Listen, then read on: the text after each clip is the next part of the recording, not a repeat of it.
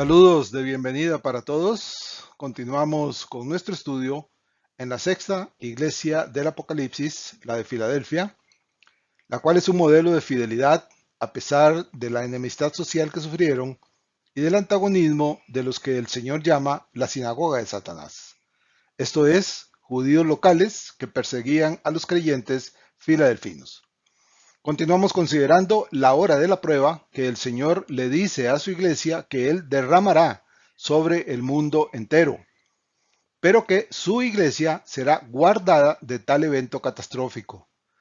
Bueno, en su soberanía, la prueba anunciada todavía no ha llegado, por lo menos en nuestros días, 2000 años después de la advertencia. Sin duda, ese momento ya está muy, pero muy cerca. Y ese debe ser el aliciente que el siervo de hoy, usted y yo, debemos tener cada día para mantener nuestra mano puesta en el arado y trabajando en la viña del Señor. Esto es, testificando de Él a todo el que quiera oírlo y sembrando la semilla que nos fue dada para que la lancemos en todas direcciones de aquellos que nos rodean.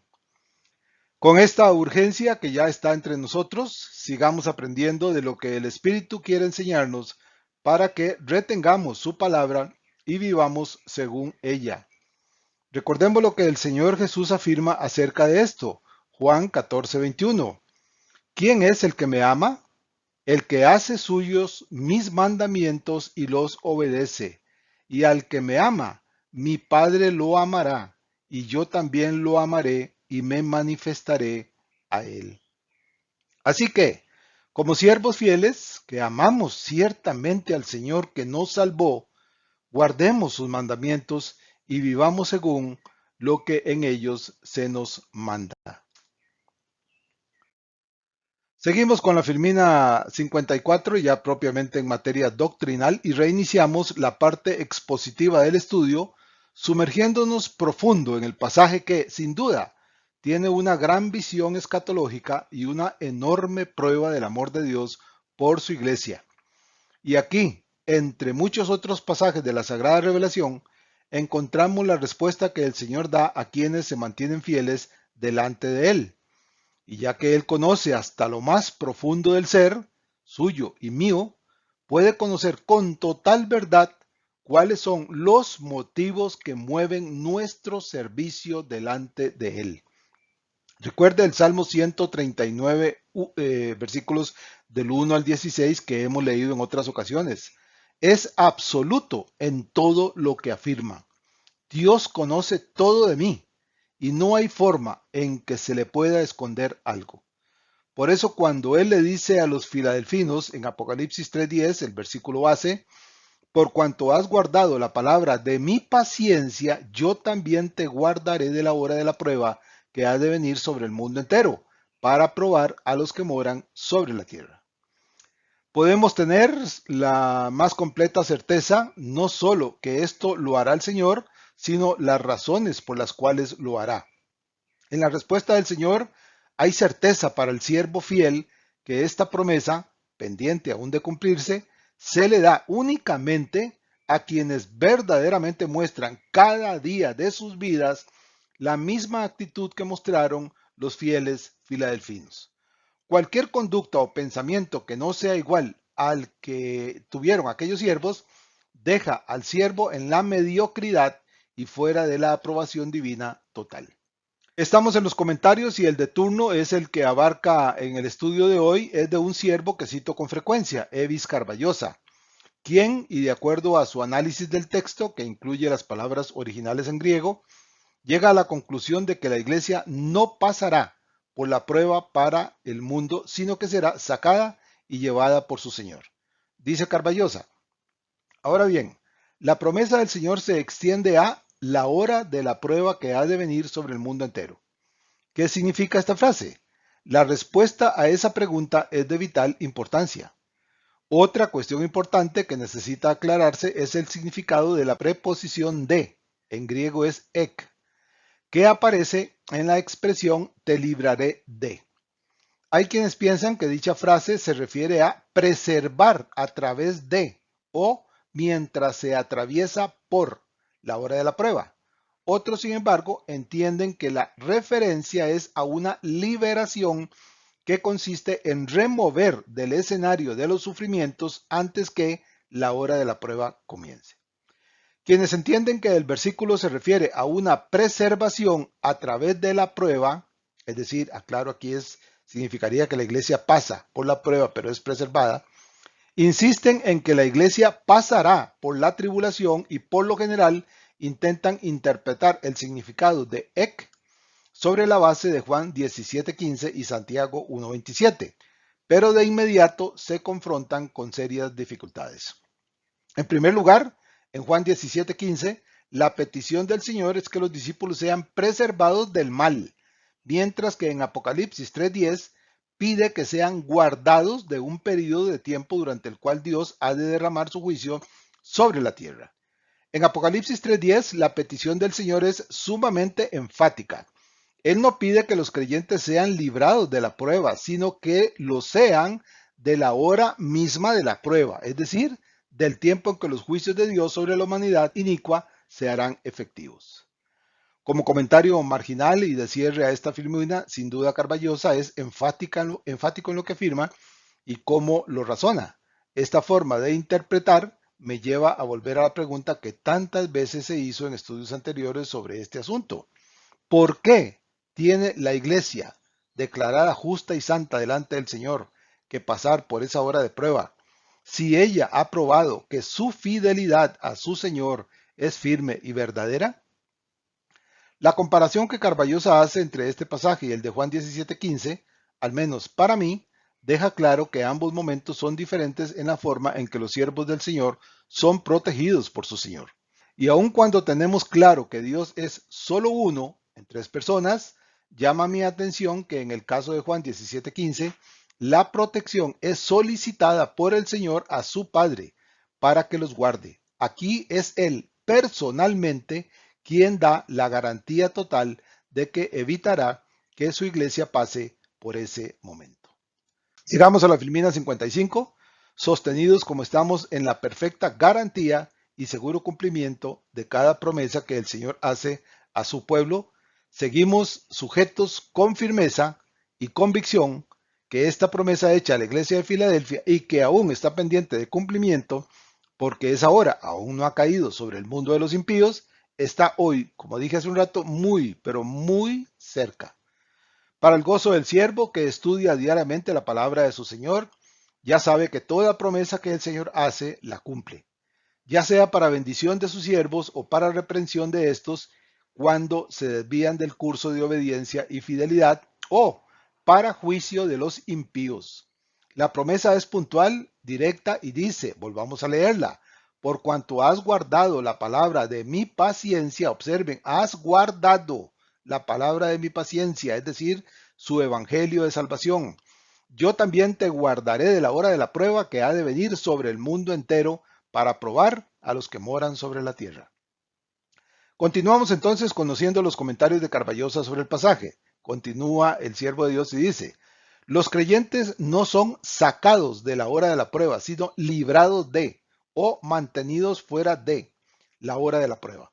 La promesa del Señor claramente afirma que los que han confiado en Cristo quedarán por completo fuera de la hora de la prueba, cuyo objetivo es probar a los moradores de la tierra. En el caso de Apocalipsis 3:10, el verbo guardaré no exige el uso de dicha preposición a menos que el escritor tuviese la intención deliberada de indicar que quiere decir librar de o mantener fuera de. Si el autor hubiese querido decir librar de en medio de, hubiese usado la preposición griega en. Y si hubiese querido decir librar a través de, la preposición dia habría dado mayor claridad a la expresión. Una interpretación normal del pasaje conduce a la conclusión de que la hora de la prueba se refiere a este periodo de juicio y tribulación que precede al establecimiento del reino mesiánico. Dicho periodo se menciona en Daniel 12, Mateo 24, Marcos 13 y 2 Tesalonicenses 2 y abarca los capítulos 6 al 19 del Apocalipsis. La hora de la prueba se refiere sin duda a la 70ª semana del profeta Daniel, que fue dada a este siervo en Daniel 9:27. Recuérdese que la hora de la prueba afectará al mundo entero sin excepción. Incluso los convertidos durante la gran tribulación sufrirán físicamente hasta el punto de que muchos de ellos morirán por dar testimonio de su fe. Eso lo podemos ver en Apocalipsis 6 del 9 al 11, en 7:14 y en 13:7. Ya que como hemos visto en otros comentarios y todavía veremos más adelante, hay quienes objetan la posición de Carballosa, no necesariamente de forma directa, y como afirma el comentario, sostienen bíblicamente que la iglesia sí pasará por esa hora de prueba, lo cual me hace volver a la pregunta si, como bien sabemos, durante esos juicios y por la mano del anticristo y del falso profeta, muchos de los siervos del Señor serán asesinados sin piedad. ¿Por qué la iglesia santa, fiel y aprobada de Filadelfia, figura de la iglesia universal del Señor, tendría que sufrir esos males que son para probar al mundo impío? Sigamos leyendo y pidiendo al Espíritu dirección y entendimiento. Ya estamos en la filmina número 56 y para este momento el pasaje que estudiamos debe estar firmemente solidificado en nuestra memoria y en nuestro corazón. Sobre todo porque estamos pendientes de que ese momento se presente en cualquier momento. Y la iglesia del Señor, de la que usted y yo somos parte, sea sacada de este mundo por el Señor para que la ira de Dios se descargue sobre este mundo. Seguimos con la tercera parte y final del comentario de Carballosa. En resumen, Apocalipsis 3:10 enseña que habrá un periodo de tribulación futura sin precedentes que el texto llama la hora de la prueba. Esta tribulación no será algo local, sino que afectará al mundo entero. Además, dicha tribulación tiene como objeto primordial probar a los moradores de la tierra. Por favor, pongamos mucha atención a esta expresión, a los moradores de la tierra, es decir, a los que tienen a la tierra, a este mundo, como su hogar. La frase, los moradores de la tierra, tiene una connotación espiritual. Se refiere a las personas que están tan arraigadas en cuestiones terrenales que no tienen ningún interés en la venida de Cristo y por tanto son objeto de la ira de Dios. El texto enseña que la iglesia será librada no a través de la prueba, sino que lo será de la hora misma de la prueba. Es decir, la iglesia será removida antes que los juicios correspondientes a la 70ª semana de Daniel tengan comienzo. Robert Thomas hace la siguiente observación. Debido a que este periodo de tribulación precederá inmediatamente a la venida del Señor a la tierra con poder y gran gloria, Mateo 24, 29 y 30, y debido a que la generación a la que Juan escribió estas palabras hace mucho, mucho tiempo que desapareció, la representación no solo de las otras 6 iglesias del Asia, sino también la Iglesia Universal a través de la era presente es evidente. En cuanto a la posición de Carballosa, queda más que obvio esa posición. En este punto y agregando luego los que faltan, corresponde al siervo que busca la verdad, ustedes y yo, rogar al Santo Espíritu que nos dé el entendimiento para comprender lo que el Espíritu nos quiera mostrar. Y aunque esto que sigue sería más apropiado para el final del estudio, en los comentarios tengo por cierto que si el Señor y el Espíritu nos dieron detalles más amplios acerca de esta disyuntiva que los comentarios muestran, es porque no lo consideran necesario. O, en todo caso, si lo dieron, pero los siervos del Señor no lo estamos entendiendo de la manera correcta, eso ya es otra cosa. Como sea, si la iglesia pasará por esa hora de prueba, o si su Señor la sacará de este mundo antes de que ese momento empiece, la promesa divina de guardarla, en cualquiera de las dos circunstancias, ciertamente se cumplirá. Nos posicionamos ahora en la filmina 57 y nos detenemos un momento para hacer una reflexión puntual de lo que implica para el siervo que quiere vivir en fidelidad y santidad el estudio diario e insisto en lo de diario de la palabra de Dios, diario, todos los días. Como en otros momentos lo hemos visto, cuando usted le dijo al Señor, Señor, creo en ti, asumió un compromiso de sujeción y obediencia a su señorío. Eclesiastés, recuerde lo que dice Eclesiastés 5, 4 al 6. Cuando a Dios haces promesa, y ciertamente ya se la hicimos, no tardes en cumplirla, porque Él no se complace en los insensatos. Cumple lo que prometes. Mejor es que no prometas y no que prometas y no cumplas. No dejes que tu boca te haga pecar, ni digas delante del ángel que fue ignorancia, ¿Por qué harás que Dios se enoje a causa de tu voz y que destruya la obra de tus manos? Este compromiso es intransferible y no se puede simplemente dejar de cumplir lo que en él se contiene, sin exponerse de inmediato a la reprimenda del Señor. Hebreos 12, 6 y 8, leído muchas veces. Porque el Señor al que ama disciplina y azota a todo el que recibe por hijo. Si soportáis la disciplina, Dios os trata como a hijos. Porque ¿qué hijo es aquel a quien el Padre no disciplina? Pero si se os deja sin disciplina, ojo a esto, si se os deja sin disciplina, de la cual todos han sido participantes, entonces sois bastardos y no hijos. Esta promesa de sumisión y servicio a su nombre me obliga también a guardar sus mandamientos para obedecerlos y vivir según ellos marcan mi vida delante del Señor que me ha salvado. El Señor dice sobre esto, Juan 14, 21. Ya lo leímos y volvamos a repasarlo. El que tiene mis mandamientos y los guarda, ojo a esto, tiene mis mandamientos y los guarda, ese es el que me ama. Y el que me ama será amado por mi Padre, y yo le amaré y me manifestaré a él. Así que no se trata de decir yo amo al Señor de manera superficial, y como decimos en este país, decirlo de los dientes para afuera. Si en verdad guardamos sus mandamientos y vivimos según ellos, ciertamente le amamos y seremos amados por él y por el Padre Celestial. Si no se guardan, decir que se le ama es mera hipocresía. Cuando sabemos que estamos cumpliendo ambos compromisos adquiridos y sellados con la presencia del Espíritu morando en nuestro corazón, damos el paso siguiente, esto es, vivir cada día guardando los mandamientos del Señor y por tanto, ya no viviendo yo, sino que el Señor que me ama viva en mí.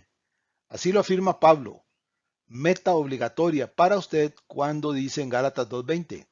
Con Cristo estoy juntamente crucificado, y ya no vivo yo, mas vive Cristo en mí.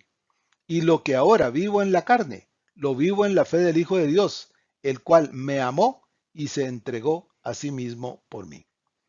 No se trata de aparentar hacerlo para que todos a mi alrededor lo vean y me alaben por ser un gran creyente. Por demás, inútil siquiera intentar algo como esto. El Señor lo sabrá, y si esta persona verdaderamente es su siervo, lo reprenderá. Y luego viene la consecuencia necesaria e inevitable de cumplir con este compromiso que adquirimos al decirle sí al Señor. Leemos en Hebreos 12, del 12 al 14. Por lo cual, levantad las manos caídas y las rodillas paralizadas, es decir, dejemos de estar inactivos, inútiles, y haced sendas derechas para vuestros pies, para que lo cojo no se salga del camino, sino que sea sanado. Seguid la paz con todos y la santidad, sin la cual nadie verá al Señor. Y el apóstol Pedro ratifica esta verdad cuando manda directamente de parte de Dios en 1 de Pedro 1, 15 al 16.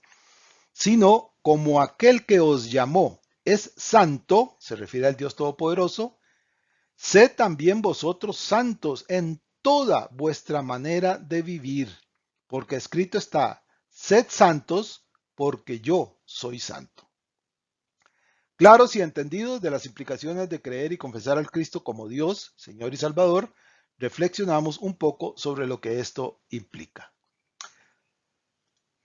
Pablo le escribe a Timoteo y le dice que toda la revelación procede del Santo Espíritu.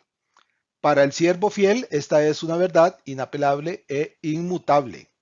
También le dice lo que ella hace en la vida de aquel que busca en ella de forma diligente la voluntad y la dirección de su Dios. Afirma que ella es útil para enseñarme, para redarguirme, para corregirme, para instruirme en justicia. Segunda Timoteo 3:16. Debe recordarse que esto que Pablo afirma, bajo la guía del Santo Espíritu, nunca son resultados eventuales o solo en casos especiales. Son para todos aquellos que se acercan a la palabra de Dios diariamente y lo hacen con pasión, con gozo, con deseo de aprender y sobre todo de obedecer, entendiendo que es Dios mismo quien les habla. Luego de estudiar 6 iglesias, con esta, es necesario que tenga claro cuánto de esta verdad la estoy viviendo en mi vida. Entonces debo preguntarme, ¿cuánto de la palabra de Dios he aprendido, me ha reprendido, me ha corregido y me ha instruido en lo que es justo? Sería bueno ver un poco hacia atrás para medir el efecto de la palabra de Dios en mi vida. Claro, si la disciplina de lectura en usted es más bien pobre, muy escasa, casual y casi por obligación, esto que Pablo señala que la palabra hace, no estará funcionando en usted. Y esto es malo, muy, pero muy malo, porque significa dos cosas: que usted no tiene puesta la armadura de Dios, según Efesios 6, del 11 al 18, y que aquello de guardar los mandamientos del Señor, prueba de que usted le ama, tampoco es cierto. Es decir, usted casi no ha aprendido nada, prácticamente. No es reprendido por ella, menos ha sido corregido, y su instrucción en actos de justicia está ausentes de su vida. Y no me quedo solo en este estudio en particular, porque sobre la base de ser un siervo fiel y diligente, estas 4 verdades deben repetirse en el tiempo de calidad que le dedico al estudio personal de la palabra de Dios. Así que mida los resultados de la palabra de Dios en su vida hoy y ahora. Si le da temor de hacerlo, de nuevo, eso es una muy mala señal. Así que, al final de la reflexión, se reduce a una pregunta. ¿Es así o no lo es? ¿Estoy viviendo según Cristo y para Cristo? ¿Sí o no? Hoy, ¿sé más de la palabra de Dios que hace 3 años? ¿O sigo igual? O quizás menos, ya olvidé lo que había aprendido, porque algunos pasajes no los recuerdo. Y los que aún recuerdo y de vez en cuando repito, no me impactan, no me reprenden, no me llaman al arrepentimiento. Si esto pasa en su vida, su situación, mi querido consiervo, es bastante grave. Y no lo digo yo, lo dice la palabra de Dios. Hoy, cuando decido leer la Sagrada Revelación, me pregunto, ¿ella me confronta abiertamente de la vida de siervo que practico? ¿O me veo reflejado en ella como siervo obediente y fiel? Hoy, ¿me corrige cada vez que la estudio y acepto su corrección y enderezco mi camino? Hoy, ¿estoy siendo instruido por ella? ¿Acepto la instrucción y me sujeto a ella obedeciéndola? Usted bien entiende lo que las respuestas a estas preguntas implican. Al mirar mi ser interno, sin duda ni temor en mi respuesta es porque crezco en santidad. Y esto no es una afirmación dicha para apagar mi conciencia.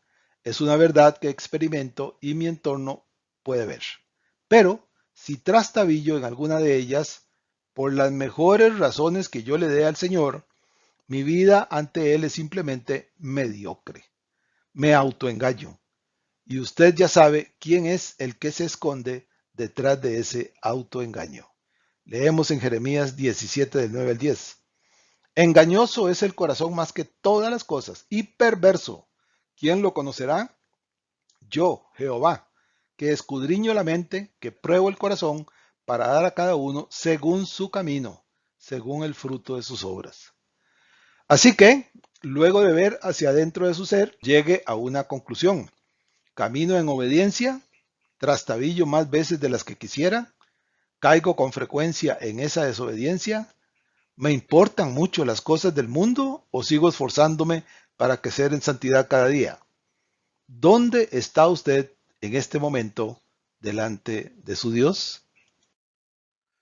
Así llegamos a la última filmina del estudio de hoy. Estamos en la número 57 de la sexta parte y el tercer grupo de comentarios, faltándonos solo uno más para terminar con este apartado. La pregunta que me hago es cuánto impacta a la iglesia de hoy y al creyente en general la expectativa de la cercanía de los eventos que aquí se señalan. Lo que el Señor anticipa cuando le promete protección a su iglesia en Filadelfia tiene alcances mundiales, de un impacto tal que no creo exagerar al afirmar que la suma de todos los desastres que los hombres han visto y experimentado ni se acercan al día de la ira de Dios. El único que medianamente se parece en alcances fue el diluvio en los días de Noé. Pero aún este juicio se queda corto. Si bien es cierto, exterminó al hombre de sobre la tierra porque solo pensaba en la maldad y hacer maldad, Esto no se compara con el grado de perversión que los hombres cometen hoy, abierta y descaradamente. La corrupción ha crecido exponencialmente y como dijo Francisco de Quevedo en uno de sus poemas, poderoso caballero es don dinero y él es el que manda hoy. Y la sabiduría popular china responde a esta verdad cuando afirma, cuando el dinero habla, todos callan. Y esto también es una tremenda verdad. Desde siempre, el dinero es quien define lo que es bueno, moral y el precio de cada ser humano en este mundo. Bueno, los siglos han pasado desde que el Señor le dijo a su iglesia en Filadelfia que cuando esa hora de la prueba del hombre llegara, Él los guardaría de ella. En ausencia de su cumplimiento hasta el día de hoy, no tengo duda que esos días estarán, como decimos por aquí, a la vuelta de la esquina. Hace ya rato que la copa de las perversidades y corrupciones de los hombres está rebosando. Y esto por mucho. Anticipado por el profeta Isaías, hoy estamos abiertamente y aprobado por la sociedad en lo que el profeta afirmó en Isaías 5, 20 y 23. Hay del que a lo malo dice bueno y a lo bueno malo, que hacen de la luz tinieblas y de las tinieblas luz, que ponen lo amargo por dulce y lo dulce por amargo. Hay de los sabios en sus propios ojos y de los que son prudentes delante de sí mismos. Hay de los que son valientes para beber vino y hombres fuertes para mezclar bebida, los que justifican al impío mediante cohecho y al justo quitan su derecho. Esto en el mundo de hoy, en la sociedad de hoy, es cosa de todos los días. Por dinero, fama y poder, los hombres se corrompen en toda la sociedad. Y esto se ha generalizado tanto que aún dentro de las paredes del edificio donde se reúnen los santos de Dios, ya se han introducido falsos maestros engendrados de Satanás que han ido corrompiendo la sana doctrina de la palabra de Dios entre siervos descuidados y negligentes. Y como nuestro Dios lo sabe y la copa de su ira ya debe estar llena y a punto de derramarse, todos esos que pervirtieron la verdad y el derecho justo de sus semejantes están a muy poco tiempo de que sobre ellos caiga la hora de la prueba, que no es otra cosa que, como ya lo dijimos, los juicios del Apocalipsis.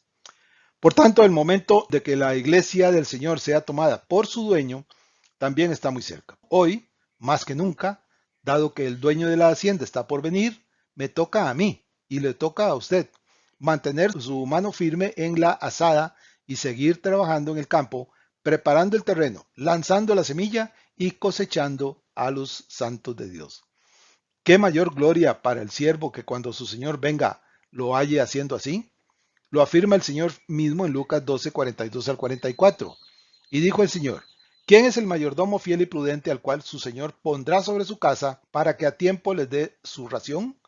Bienaventurado aquel siervo, al cual cuando su Señor venga, le halle haciendo así. En verdad os digo que le pondrá sobre todos sus bienes. Así que, ¿qué hará usted? ¿Qué estoy haciendo yo? Redoblar esfuerzos del estudio de la palabra de Dios, de oración, postrado de rodillas y lanzando el Evangelio del Señor en todo el entorno. ¿O acaso vamos a seguir dividiendo nuestro tiempo entre los deberes para con nuestro Salvador y las cosas del mundo? Recuerde lo que aprendimos al principio del estudio. Compromiso, amor, Cristo, santidad. O cumplimos con las cuatro en progresión creciente día con día, o nos quedamos estancados, inútiles, negligentes, irresponsables y con una dosis de hipocresía. ¿Le parece duro esto? Espero que sí, porque es duro. Y la razón de decirlo es despertar nuestro temor a Dios y retomar mis deberes con Él. Si usted sabe que lo está cumpliendo, excelente. Su Señor le hará saber su aprobación. Si no, como dice el refrán, ponga las barbas en remojo, porque el barbero divino ya se asoma por el camino y va camino a su casa. Por favor, no se le ocurra guardar el talento que su Dios le dio para ser invertido en su obra. Multiplíquelo, hágalo crecer para que cuando su Señor le pida cuentas, no pase la vergüenza de devolver lo que Él le dio, sino darle todo lo que usted produjo para la gloria y honra del nombre de su Salvador. Bien, aquí terminamos por hoy. Por favor, recuerde hacer correr este estudio con todos sus conocidos y no conocidos, salvos y no salvos, amigos y no amigos. La gran mayoría de ellos ni siquiera lo sabe, pero a todos les surge esta semilla, esa luz que usted tiene.